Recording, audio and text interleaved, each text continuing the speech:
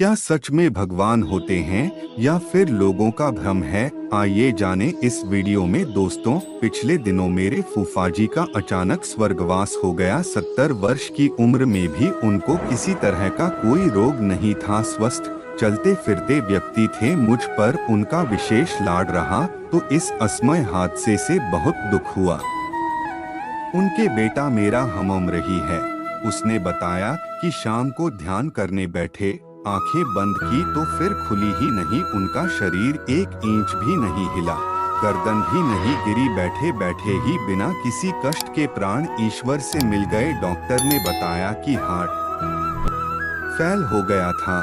जो भी इस घटना को सुनता है वो यही कह रहा है कि प्रभु हमको भी ऐसे ही उठा लेना कि न खुद को न ही परिवारजनों को अस्पताल के चक्करों की तकलीफ हो। फूफाजी घोर आस्तिक थे, पर उनका भगवान से एक अजीब अनौपचारिक रिश्ता था जो मुझे बहुत अच्छा लगता था।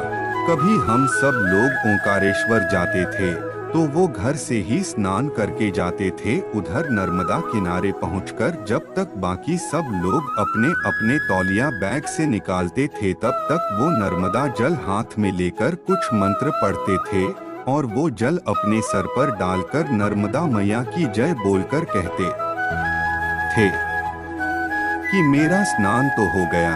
रोज मंदिर जाते थे, पर मैंने कभी उनको घंटों पूजा पाठ करते नहीं देखा था। बच्चों को विष्णु सहस्रनाम, बड़ों को विवेकानंद साहित्य की किताबें उपहार देते थे, प्रसन्न रहते थे।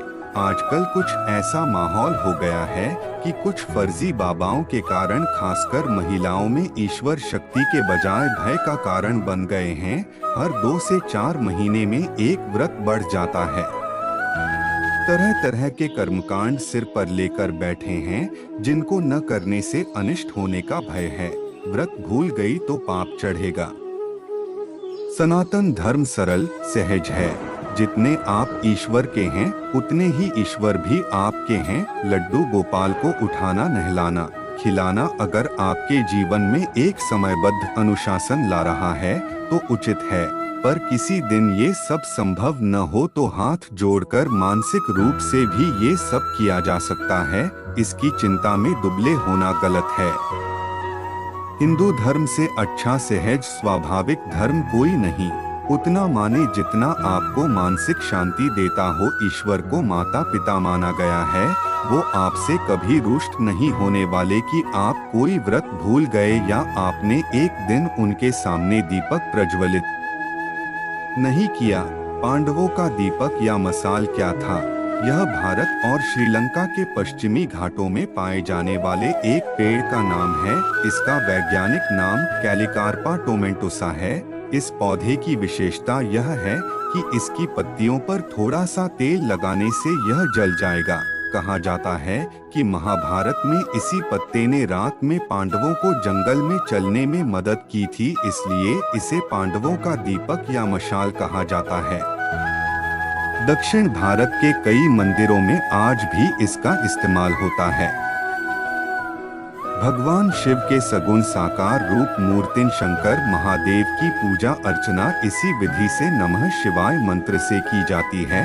भगवान शिव के नमः शिवाय पंचाक्षर मंत्र में सभी देवी देवताओं की पूजा अर्चना हो जाती है। भगवान शिव सर्व देवमय है। आठ शिवलिंग की पूजा मंत्र से कर भगवान शिव के निर्गुण निराकार ब्रह्मा स्वरूप की पूजा की जाती है। वह भगवान शिव शंकर महादेव की मूर्ति सगुण रूप की प्रतीक की नमः शिवाय पंचाक्षर मंत्र से पूजा अर्चना की जाती है। आठ भगवान शिव सर्व देवमय है। उनकी पूजा अर्चना व उपासना में पूर्ण ब्रह्मा परमात्मा भगवान शिव के निर्गुण व सगुण दोनों रूप की पूजा अर्चना उपासना आराधना हो जाती है। प्रमाण सामवेद, कैवलय उपनिषद, ईशावास्य उपनिषद, शिव गीता, ब्रह्मा गीता, शिव पुराण, रुद्राष्टाध्यायी व हठ योग, योग प्रदीपिका व पाताल योग शास्त्र आदि वैदिक सनातन हिंदू धर्म के यह सभी प्रामाणिक व पौराणिक धर्म ग्रंथ है।